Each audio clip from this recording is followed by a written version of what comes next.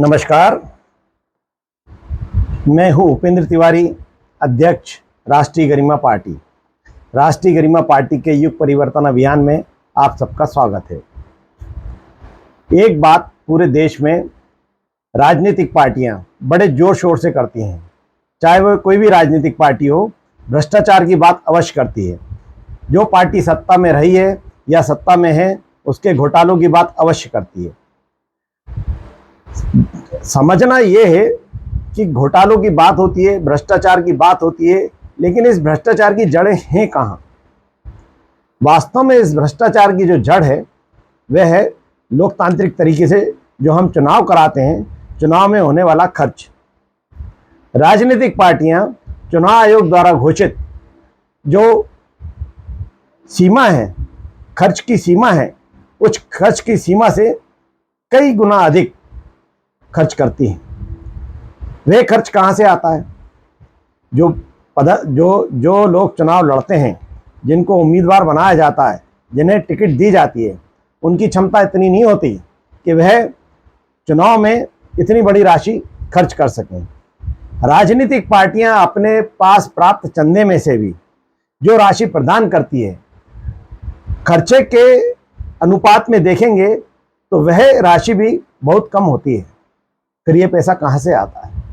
ये पैसा उन लोगों से उगाया जाता है जो लोग बड़े स्तर पे कारोबार कर रहे हैं, व्यापार कर रहे हैं, कारपोरेट सेक्टर में कारोबार कर रहे हैं, उनसे ये पैसा लिया जाता है।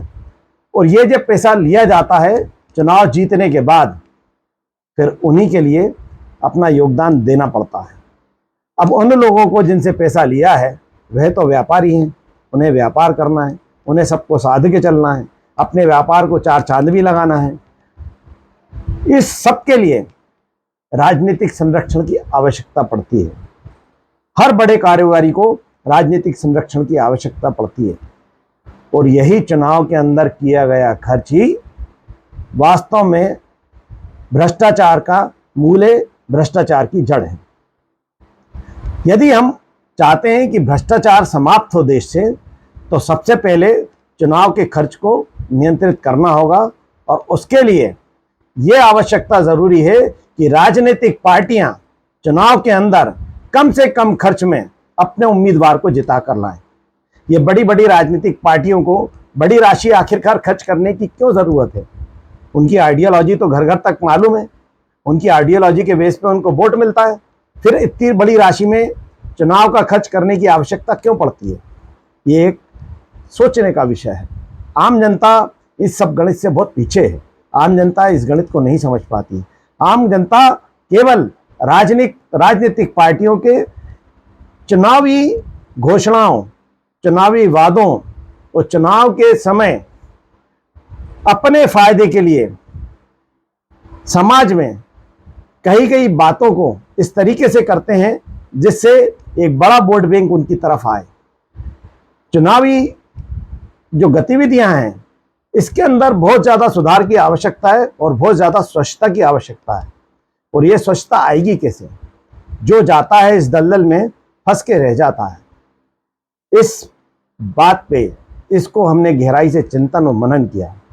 राष्ट्रीय गरिमा पार्टी नेताजी सुभाष चंद्र बोस के आदर्शों पर चलती है, और नेताजी सुभाष चंद्र बोस के आदर्शों को ध्यान में रखकर ही इस पार्टी का गठन किया गया। इस पार्टी का ये सोचना है कि चुनाव के अंदर योग्य, बुद्धिमान, ईमानदार, कर्मठ युवाओं को जो देश की वास्तव में सेवा करना चाहते हैं, जिस प्रकार देश की सेवा के लिए एक सैनिक सेना में भर्ती होता है, उसका जज्बा होता है कि मैं देश के लिए कुछ करूं।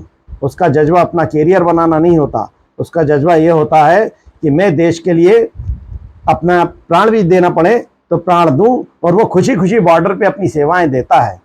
और यदि वो शहीद भी हो जाता है तो उसके घर वाले उसके ऊपर गर्व महसूस करते हैं।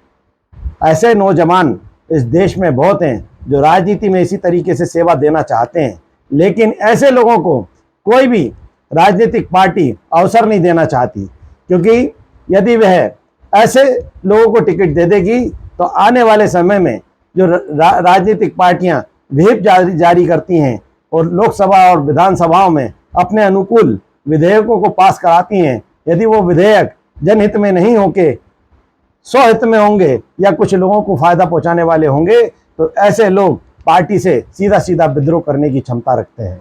तो कभी भी राजनीतिक पार्टियां ऐसे लोगों को टिकट नहीं देती जो कभी पार्टी की विचारधारा से हटके पार्टी को छोड़ के जा सके। राष्ट्रीय गरिमा पार्टी ने ये बीड़ा उठाया है कि ऐसे ही लोगों को टिकट दिया जाए जो वास्तव में राष्ट्र की सेवा करते हों और राष्ट्र को अपना बहुमूल्य योगदान देना चाहते हों। साथियों, हम चाहेंगे कि आप इस वीडियो को जन जन तक पहुंचाइए और ऐसे योग्य युवाओं को राष्ट्रीय गरिमा पार्टी से जोड़िए जो वास्तव में राष्ट्र का, प्रदेश का और आपके जिले का हित चाहते हैं और इस देश को वास्तव में आगे बढ़ाना चाहते हैं। जय हिंद, जय भारत।